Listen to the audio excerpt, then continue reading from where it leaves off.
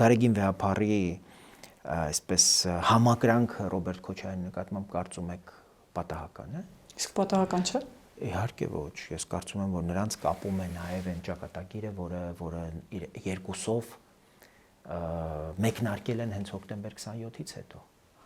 Միայն հոկտեմբեր 27-ից հետո Ռոբերտ Քոչարյանը կարողացավ արդեն միանձնյա իշխանություն հաստատել Հայաստանում։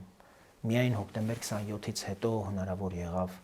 Ռոբերտ Քոչարյանի համար Հայաստանում հաստատել քրեա օլիգարխիան, մի բան, որ ի վիճակի չէր անել, երբ կար Վազգեն Սարգսյանը, առավել եւս Կարեն Դեմիրճյանը, որոնք միասնաբար ըստ էության դեռևս 95 թվականից կորսված լեգիտիմ իշխանության վերադարձն էին ապահովել։ Մենք 95 թվականին ունեցել ենք խորհրդարանական ընտրություններ, 96 թվականին ունեցել ենք վիճահարույց